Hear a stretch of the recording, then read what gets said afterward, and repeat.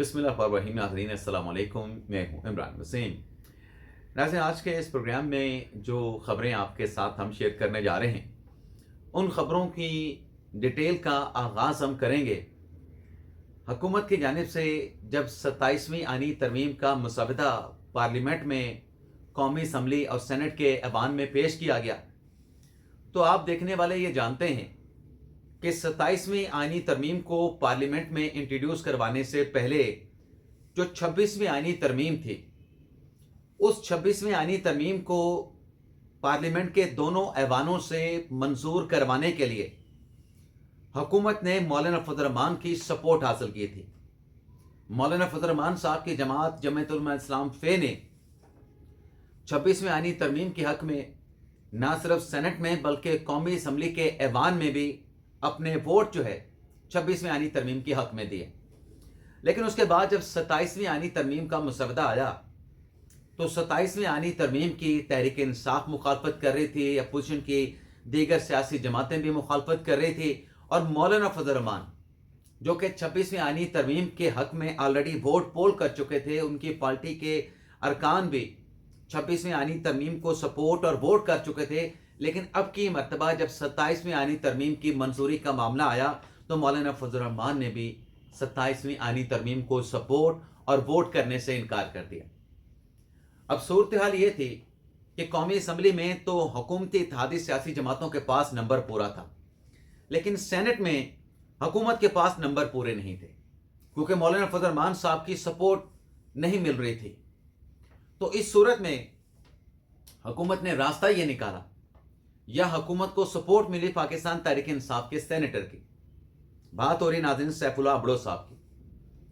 अब सैफुल्लाह अब्दो साहब ने 27वीं आईनी तरमीम को वोट किया। 27वीं आईनी तरमीम में मंजूरी के बाद, सेनेट के ऐवान से मंजूरी के बाद एक गलती सामने आई।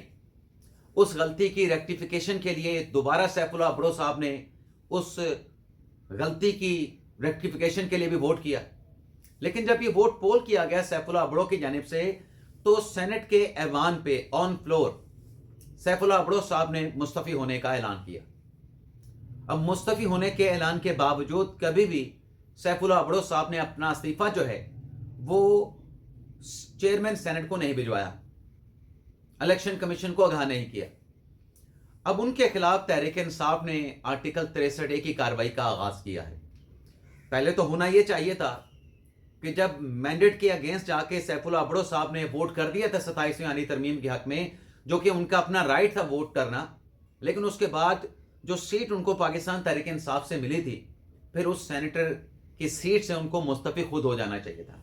अब तहरीक इंसाफ ने उनके खिलाफ जो रेफरेंस है आर्टिकल 63A का, कि इन्होंने पार्टी डायरेक्शन की वायलेशन की है और आर्टिकल 63A के तहत डिस्क्वालीफाई करार पाते हैं, तो वो जो रेफरेंस है डिस्क्वालिफिकेशन का, वो तहरीक इंसाफ ने चेयरमैन सेनेट को भिजवा दिया है।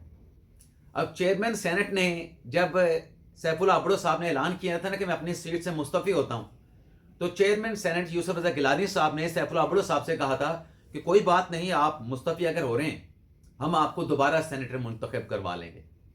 अब जो सेनेटर दोबारा मुंतखब करवाने की बात कर रहे थे सेनेट के इजलास में, उन्होंने सबसे पहले इस रेफरेंस का जायजा लेना है जो कि सैफुल्लाह अब्दो के खिलाफ फाइल किया गया है। और इस रेफरेंस का जायजा लेने के बाद अगर चेयरमैन सेनेट साहब ये समझेंगे कि इस रेफरेंस पे कार्रवाई बनती है, तो फिर इसको वो रेफर करेंगे इलेक्शन कमीशन ऑफ पाकिस्तान को। और अगर चेयरमैन सेनेट रेफर नहीं करते, तो फिर तहरीक इंसाफ को चेयरमैन सेनेट के इस फैसले के खिलाफ अदलिया से रिजू करना पड़ेगा, यानी इस्लामाबाद हाई कोर्ट से रिजू करना पड़ेगा। एक तो नाज़रीन ये डेवलपमेंट हो गई कि तहरीक इंसाफ के रहनुमाओं को अपनी पार्टी की जानिब से नाअहली की कार्रवाई का सामना। अभी जो नाअहली की कार्रवाई है, जैसे मैंने कहा कि ये लिंक है इलेक्शन कमीशन ऑफ पाकिस्तान के साथ। अब्दो साहब के खिलाफ कार्रवाई होती है, कब होती है, कितने दिनों में या हफ्तों में आगे बढ़ेगी, लेकिन तहरीक इंसाफ के एक और रहनुमा को भी इलेक्शन कमीशन में सख्त कार्रवाई का सामना है। अब वो सख्त कार्रवाई क्या है और तहरीक इंसाफ के रहनुमा कौन है? तहरीक इंसाफ के रहनुमा है शफीउल्लाह जान साहब, जिनकी तरफ से इल्ज़ाम लगाया गया था कि NA-18 हरिपुर में धांधली हुई है। और शफी जान साहब ने कहा था कि जो फॉर्म 47 है NA-18 का, وہ الیکشن کمیشن نے جاری کیا ہے، اور جو فارم 47 ہے وہ الیکشن کمیشن نے اس ویب سائٹ پہ جاری نہیں کیا ہے۔ اب یہ جو الزامات لگائے NA 18 میں دھاندلی کے حوالے سے، اسے الیکشن کمیشن نے گمراہ کن قرار دیا، بے بنیاد قرار دیا۔ نہ صرف ان الزامات کو مسترد کیا الیکشن کمیشن نے، بلکہ الزامات کو رد کرنے کے ساتھ ساتھ ECP کی جانب سے شفیع جان کے خلاف کارروائی کا آغاز بھی کیا گیا ہے۔ اب الیکشن کمیشن کا جو اعلامیہ سامنے آیا ہے، اس میں شفیع جان صاحب کو جو 7 دن کا نوٹس دیا گیا ہے، نوٹس کہہ لیں، 7 دن کا الٹیمیٹم کہہ لیں، کہ آپ نے جو الیکشن کمیشن پہ الزامات لگائے ہیں کہ NA 18 میں دھاندلی ہوئی ہے، فارم 47 اسلام آباد سے جاری ہوا، آپ کا یہ الزام ہے، فارم 47 الیکشن کمیشن نے ویب سائٹ پہ جاری نہیں کیے، اپلوڈ نہیں کیے، یہ بھی آپ کا الزام ہے۔ تو الیکشن کمیشن نے 7 دن کی مہلت شفیع جان صاحب کو اس لیے دی ہے کہ آپ اپنے الزامات کی سپورٹ میں جو شواہد ہیں وہ شواہد فراہم کریں، اور اگر آپ یہ شواہد فراہم نہیں کرتے تو پھر آپ کے خلاف قانون کے مطابق کارروائی کی جائے گی۔ اب قانون کیا ہے، الیکشن کمیشن کا مینڈیٹ کیا ہے، تو ناظرین آپ کو بتاتے چلیں کہ ایک مرتبہ الیکشن کمیشن نے، اس وقت سکندر سلطان راجہ صاحب چیف الیکشن کمشنر نہیں تھے، عمران خان صاحب سے متعلق کیس الیکشن کمیشن کی عدالت میں چلا گیا۔ عمران خان صاحب اپنی بات پہ ڈٹ گئے اور الیکشن کمیشن اپنی قانونی اور آئینی پوزیشن پہ ڈٹ گیا۔ الٹیمیٹلی یہ ہوا کہ جو کہہ رہے تھے نا کہ عمران خان معافی نہیں مانگے گا، عمران خان کو 1 مرتبہ نہیں 2 مرتبہ الیکشن کمیشن سے معافی مانگنا پڑ گئی۔ الیکشن کمیشن نے عمران خان صاحب کے لیگل ٹیم کی چیخیں نکلوا دی۔ اب شفیع جان صاحب ہیں، شفیع جان صاحب سے اگر انہوں نے سپورٹ میں ڈاکومنٹس مانگے ہیں تو یا تو وہ ڈاکومنٹس دیں گے، یا پھر شفیع جان صاحب ہو سکتا ہے کہ اپنے الزامات کے حوالے سے نرم رویہ جا کے اختیار کریں الیکشن کمیشن میں، غیر مشروط معافی مانگ لیں، معذرت کر لیں۔ ادروائز جو الزامات لگائے گئے ہیں بڑے سیریس نوعیت کے ہیں، الیکشن کمیشن پہ بڑے سخت الزامات لگائے گئے ہیں، تو پھر اس کے شواہد سے متعلق پھر الیکشن کمیشن کو سیٹسفائیڈ کرنا ہوگا۔ بصورت دیگر الیکشن کمیشن کیا کر سکتا ہے، یہ میں نے آپ کو ایک چھوٹی سی مثال آپ کے سامنے رکھی ہے، اور تحریک انصاف سے متعلقہ میں نے مثال آپ کو پیش کی ہے۔ لیکن اس کے ساتھ ساتھ ناظرین، شفیع جان صاحب جو ہیں، الیکشن کمیشن تو جو کارروائی کرے گا سو کرے گا، وہ الیکشن کمیشن کا اپنا مینڈیٹ ہے۔ جو دورہ لاہور کے دوران ناظرین شفیع جان صاحب نے جو موٹر وے انٹرچینج پہ جو الفاظ استعمال کیے محسن نقوی کے لیے، وزیر داخلہ ہیں، مثلا رفع حاجت کے لیے میں بتا دیتا ہوں، رفع حاجت کے لیے وہ جانا چاہ رہے تھے اور پولیس سے یہ کہہ رہے تھے کہ میں نے محسن نقوی کرنے جانا ہے، اور پھر لاہور میں جو کچھ ہوا وہ بھی آپ کے سامنے، اور پھر اس کے بعد جو شفیع جان صاحب کا اپنا سٹیٹمنٹ آیا عظمیٰ بخاری صاحبہ سے متعلق، وہ جنگلی والی بات پہ۔ اب جنگلی والی بات عظمیٰ بخاری صاحبہ نے کس تناظر میں کہی، اس کی وضاحت وہ خود دے سکتی ہیں، لیکن میرا اندازہ یہ ہے کہ پاکستان تحریک انصاف جن لوگوں کی آڑ میں، اپنے ریلیوں میں، اپنے قافلوں میں، اپنے ڈیلیگیشن میں جن لوگوں کی سپورٹ حاصل کرتی ہے، جو آ کے مار دھاڑ کرتے ہیں، توڑ پھوڑ کرتے ہیں، جلاؤ گراؤ کرتے ہیں، جن کا تعلق خیبر پختونخوا سے نہیں ہوتا، میں واضح کر رہا ہوں، جن کا تعلق خیبر پختونخوا سے نہیں ہوتا، وہ کہیں اور کے باشندے ہوتے ہیں، شاید ان لوگوں کو وہ جنگلی کہہ رہی، شاید میں غلط بھی ہو سکتا ہوں، آپ میرے سے اختلاف بھی کر سکتے ہیں، لیکن اس جنگلی والے سٹیٹمنٹ پہ جو شفیع جان صاحب نے کہا، کیا وہ کسی طریقے سے جسٹیفائی تھا؟ اچھا، اس پہ معذرت بھی کر لی، شفیع جان صاحب نے بھی معذرت کر لی، سہیل افریدی صاحب نے بھی اس کا دفاع نہیں کیا، لیکن اس کے بعد بھی جسٹیفیکیشن پیش کی جا رہی ہے۔ کیا جسٹیفیکیشن ہے؟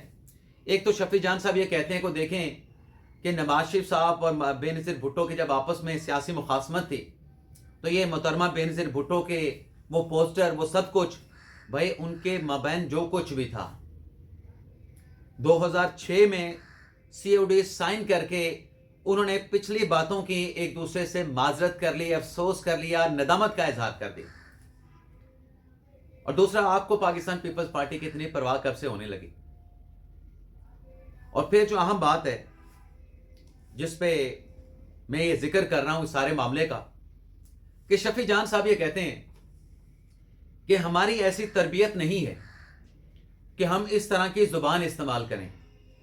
تو آپ ناظرین اندازہ کر لیں کہ جو شخص اپنی رفع حاجت کو محسن نقوی کا نام دے رہا ہے، جو ایک خاتون کے لیے جنگلی لے جانے کی بات کر رہا ہے کہ وہ خوش ہو جائیں گی، وہ شخص ابھی بھی یہ کہہ رہا ہے سب کچھ کہنے کے بعد کہ ہماری ایسی تربیت نہیں کہ ایسے زبان استعمال کریں، ایسے الفاظ استعمال کریں. کہنا کیا چاہ رہا ہوں کہ ابھی وہ کہہ رہا ہے کہ ہماری ایسی تربیت نہیں ہے. وہ کہہ رہے ہیں ہماری اچھی تربیت ہے. اچھی تربیت کے باوجود اس قسم کی زبان، اس قسم کے الفاظ، اس قسم کے جملے، تو اندازہ کر لیں کہ اگر ان کی تربیت نہ ہوئی ہوتی تو پھر یہ کس لیول پہ جاتے، ان کے لیول کی پیک پھر کیا ہوتی. معذرت کے ساتھ کچھ دوست ناراض ہوں گے، لیکن ظاہر سی بات ہے کہ جب آپ تربیت کی بات کر رہے ہیں کہ میری بڑی اچھی تربیت ہے، اس کے باوجود آپ اس طرح کی باتیں کہیں گے تو پھر سوچنے والے اس بات پہ مجبور تو ہوں گے کہ اگر آپ کی تربیت نہ ہوئی ہوتی تو پھر آپ کا لیول کیا ہوتا. اب شفیع جان صاحب جو ہیں وہ مشیر ہیں جناب سہیل افریدی صاحب کے. اب سہیل افریدی صاحب نے جو صحافیوں کے ساتھ ملاقات میں گفتگو کی ہے، ہماری ایک بات کی انہوں نے تصدیق کر دی. تصدیق کیا ہے؟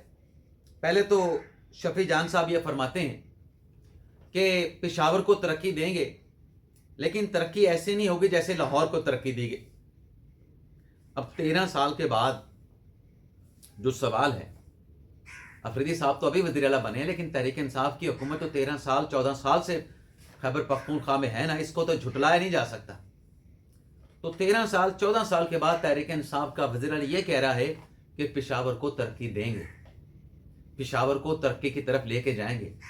تو پھر کیا یہ سوال پوچھا جا سکتا ہے، اگر جان کی امان ہو، عزت کی امان ہو، کہ 14 سال تک آپ نے پشاور میں پھر کیا کیا اگر ان 14 سالوں میں آپ پشاور کی ترقی نہیں دیکھ پائے.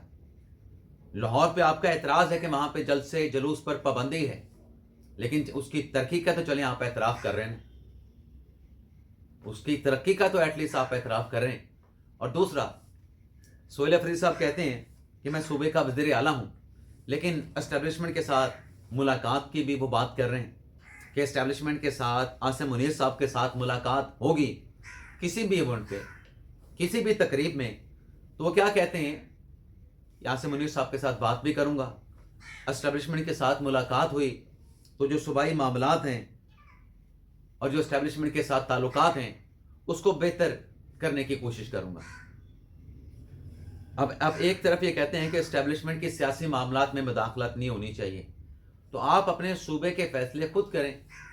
آپ کو اپنے صوبائی معاملات، پھر جس ادارے پہ آپ کہتے ہیں کہ اس کو سیاست میں مداخلت نہیں کرنی چاہیے، سیاست میں انٹرفیرنس کا اس کا مینڈیٹ نہیں ہے، تو پھر آپ خود کیوں یہ بات کہتے ہیں کہ ہم ان کے ساتھ اپنے صوبے کے جو مسائل ہیں، صوبے کے مسائل ڈسکس کریں گے.